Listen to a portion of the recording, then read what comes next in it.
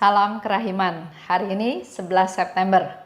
Kita ketemu lagi untuk sama-sama baca dari 663 dan 666. Kita mulai ya. Dalam nama Bapa dan Putra dan Roh Kudus. Amin. Bapa kami yang ada di surga, dimuliakanlah namamu. Datanglah kerajaanmu. Jadilah kehendakmu di atas bumi seperti di dalam surga. Berilah kami rejeki pada hari ini, dan ampunilah kesalahan kami, seperti kami pun mengampuni yang bersalah kepada kami. Dan janganlah masukkan kami ke dalam pencobaan, tetapi bebaskanlah kami dari yang jahat. Amin. Dalam nama Bapa dan Putra dan Roh Kudus. Amin. 663. 22 Juli. Oh Yesusku, aku tahu bahwa kebesaran seseorang menjadi nyata dari perbuatan-perbuatannya dan tidak dari kata-kata atau perasaannya. Pekerjaan-pekerjaan yang datang dari kitalah yang akan berbicara mengenai kita. Oh Yesusku, jangan biarkan aku bermimpi di siang bolong, tetapi berilah aku keberanian dan kekuatan untuk memenuhi kehendak-Mu yang kudus.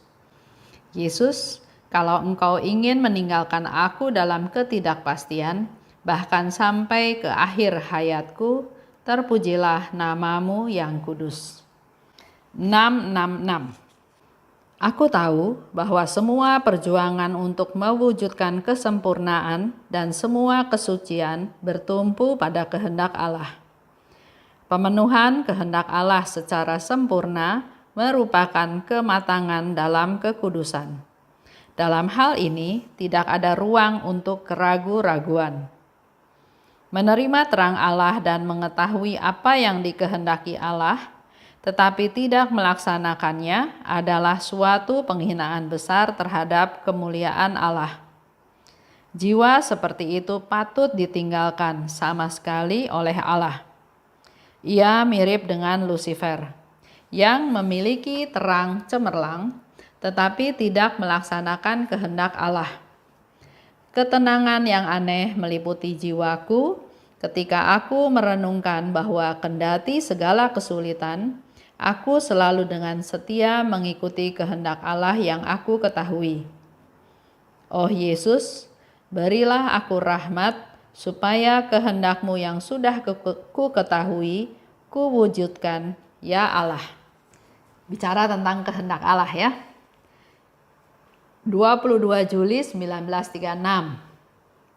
Aku tahu bahwa kebesaran seseorang menjadi nyata dari perbuatan-perbuatannya, tidak dari kata-kata atau perasaannya. Aku tahu, Suster Faustina tahu, dan ini juga mau diberitahukan kepada kita.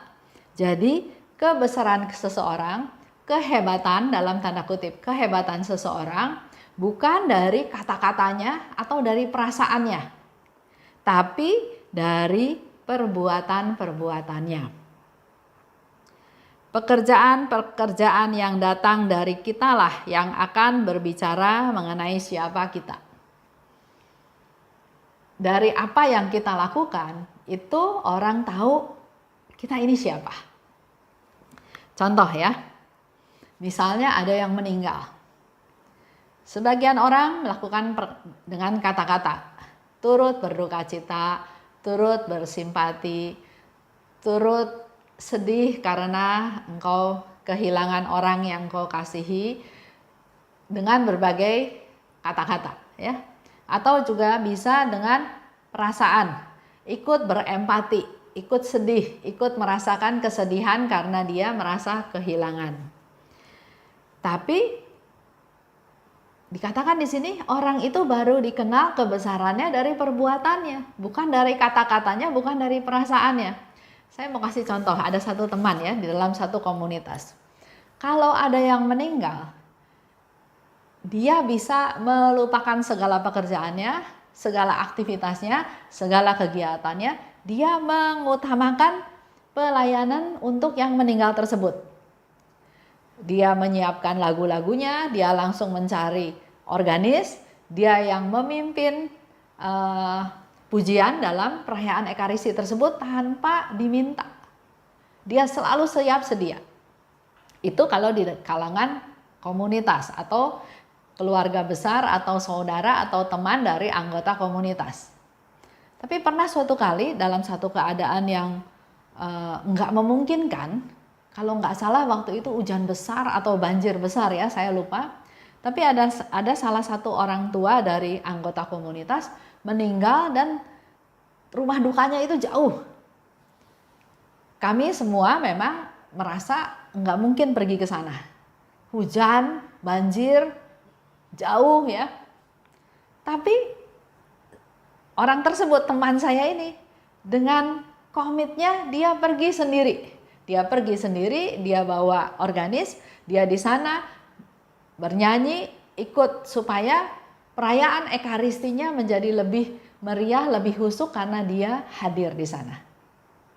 Nah, di sini yang mau dikatakan bahwa kebesaran, ketulusan, pelayanan dari teman saya tersebut kelihatan dari tindakannya, bukan dari kata-kata, bukan dari perasaannya. Di sini Suster Faustina mau katakan ya, kebesaran seseorang itu dari perbuatannya. Dikatakan lagi di 6. Suster Faustina bilang lagi, aku tahu bahwa semua perjuangan untuk mewujudkan kesempurnaan dan semua kesucian bertumpu pada kehendak Allah. Sekali lagi ya, aku tahu. Artinya Suster Faustina menjadi lebih mengerti, menjadi lebih tahu, dan ini juga pemberitahuan buat kita semua bahwa semua perjuangan, kita berjuang mau menjadi sempurna, mau menjadi suci. Apa yang kita lakukan setiap hari kan? Kita mengevaluasi hidup kita, kita mau setiap hari menjadi lebih baik lagi, dan itu memang butuh perjuangan. Jadi perjuangan untuk jadi sempurna dan jadi suci itu adalah bertumpu pada kehendak Allah. Kita melakukan segalanya berdasarkan kehendak Allah, bukan kehendak sendiri. Pemenuhan kehendak Allah secara sempurna merupakan kematangan dalam kekudusan. Ini yang dikatakan oleh Suster Faustina yang perlu kita renungkan. Pemenuhan kehendak Allah secara sempurna, jadi kita melaksanakan kehendak Allah itu sempurna, bukan asal-asalan, bukan kalau lagi mau, bukan kalau lihat situasi tertentu, tapi pemenuhan kehendak Allah secara sempurna merupakan kematangan dari kekudusan. Menerima terang Allah dan mengetahui apa yang dikehendaki Allah, tapi tidak melaksanakannya. Nah, ini perlu kita hati-hati ya. Kita tahu apa yang Tuhan kehendaki. Kita mendapat pencerahan, mendapat terang Allah. Dan kita tahu apa yang Tuhan kehendaki. Tapi tidak melaksanakannya. Itu adalah suatu penghinaan besar terhadap kemuliaan Allah. Tuhan kasih pencerahan, sehingga dari tadinya kita nggak mengerti menjadi mengerti kehendak Tuhan, tapi nggak kita laksanakan. Itu adalah suatu penghinaan besar terhadap kemuliaan Allah. Jiwa seperti itu patut ditinggalkan oleh Allah. Dan dipertegas oleh Suster Faustina, orang seperti itu mirip Lucifer. Karena Lucifer memiliki terang yang cemerlang, tapi enggak melaksanakan kehendak Allah. Ini menjadi masukan buat kita semua ya. Kita kan nggak mau dibilang mirip Lucifer. Tapi sikap kita, perbuatan kita, hidup hari-hari kita mungkin kita seperti dia. Tahu tapi nggak mau lakukan. Contoh dalam hidup kita sehari-hari.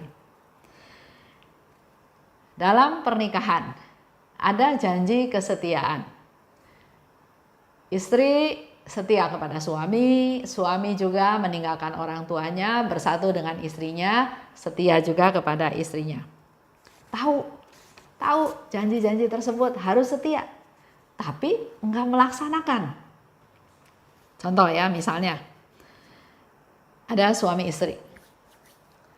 Dia menikah, bukan dijodohkan ya, tapi menikah.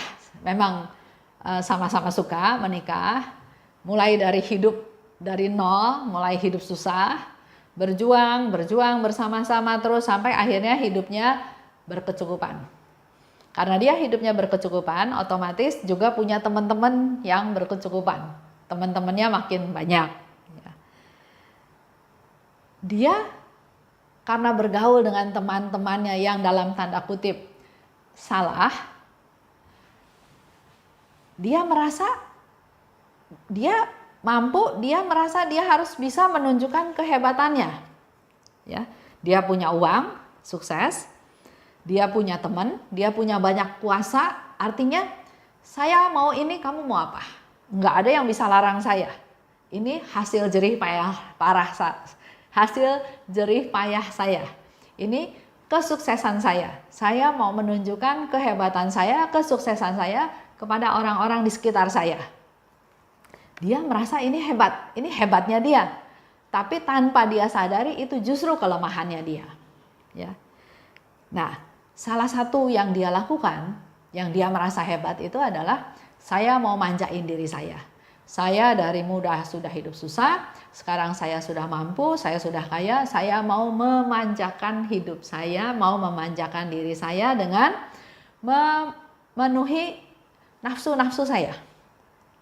Kepuasan makan mungkin ya, pakaian, barang-barang berharga, dan juga kepuasan-kepuasan atau nafsu-nafsu lainnya.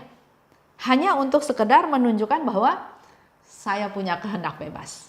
Kalian nggak bisa atur saya. Saya punya uang, saya bisa beli segalanya ya. Itu kesombongan-kesombongan dia. Akhirnya dia melakukan satu kesalahan. Dia melakukan perselingkuhan. Istrinya nggak tahu. Nah, di sini dia ketemu sama satu perempuan yang dalam tanda kutip jahat ya. Si perempuan ini berusaha mengambil harta si laki-laki ini dengan ancaman, kalau kamu nggak kasih saya uang, saya kasih tahu istri kamu. Karena suaminya memang dasarnya juga nggak mau bikin sakit hati istrinya, hanya dia mau pamer bahwa dia bisa menunjukkan kepada orang-orang bahwa dia mampu, dia berani, dia nggak takut istri. Tapi akibatnya dia jadi kayak di penjara. Yang dia merasa di satu pihak itu kehebatan dia, tapi sebetulnya dia merasa di penjara karena sekarang dia didikte oleh perempuan ini untuk selalu memenuhi keinginan perempuan ini. Kalau enggak, nanti saya cerita sama istri kamu. Kalau kamu nggak kasih, nanti saya cerita sama istri kamu. Nah, karena ketakutan itu, akhirnya dia berusaha memenuhi apa yang diminta oleh si perempuan itu. Lama-lama habis kan hartanya. Begitu sudah habis, tetap aja si perempuan ini kasih tahu ke istrinya bahwa suami kamu itu nyeleweng. Suami kamu itu sudah hidup sama saya sekian lama. Ya, pokoknya tujuannya membuat keluarga ini berantakan. Nggak tahu ceritanya bagaimana, tapi yang saya tahu akhirnya si yang laki-laki ini masuk penjara. Di penjara dia pernah mau bunuh diri dengan cara ngikat badannya dia dengan kawat listrik atau apa gitu ya. Jadi di situ saya mulai melihat bahwa sebetulnya pernikahan itu dimulai dengan sesuatu yang baik. Mau hidup bersama, mau setia bersama, hidup dalam susah dan untung ya. Tapi karena bujukan, karena dia merasa hebat, padahal itu kelemahannya. Dia tergoda oleh wanita dan ketemu wanita yang jahat, yang membuat keluarganya berantakan. Di sini saya cuma mau cerita bahwa dia tahu terang Tuhan. Dia tahu bahwa hidup di hadapan Tuhan itu adalah sebagai suami dia harus setia kepada istrinya, harus bertanggung jawab terhadap keluarganya. Dia tahu. Tuhan kasih terang itu. Tapi karena berbagai godaan dan kesombongan, maka dia tidak mentaati peraturan-peraturan yang ada. dia tidak melaksanakannya dengan baik, malah dia melanggarnya. Nah, itu adalah suatu kedosaan yang di dalam diary ini Suster Faustina jelas bilang seperti Lucifer. Tahu tapi melanggar, tahu perintah Tuhan tapi dilanggar.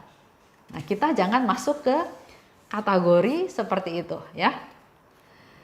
Aku merenungkan, kendati segala kesulitan, aku selalu setia mengikuti kehendak Allah yang aku ketahui.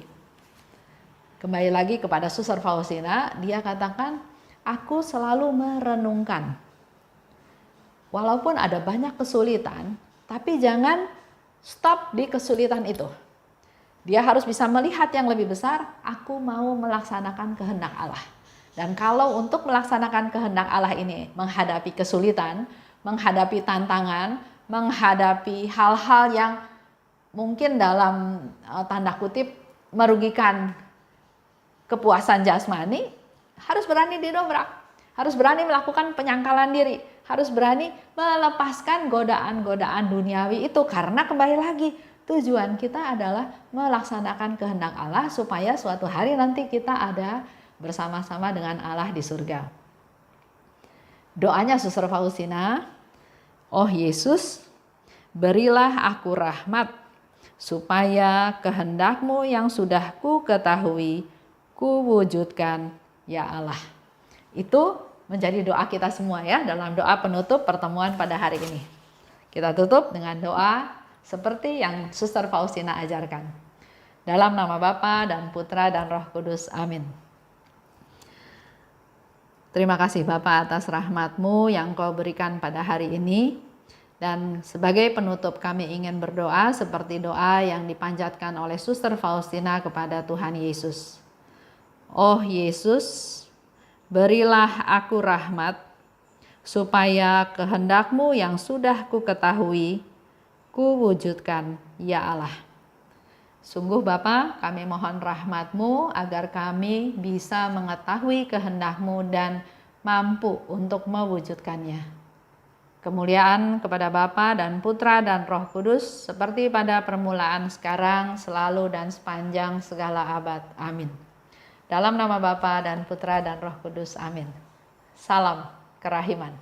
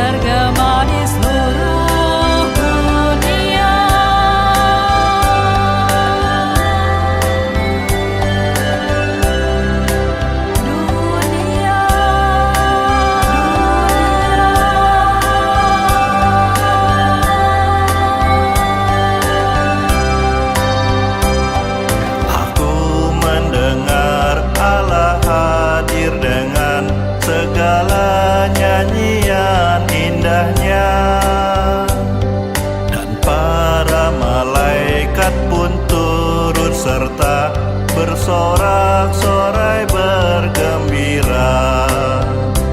Aku rindu mempersembahkan kemuliaan kepada kerahiman-Mu, biar semua terjadi adanya.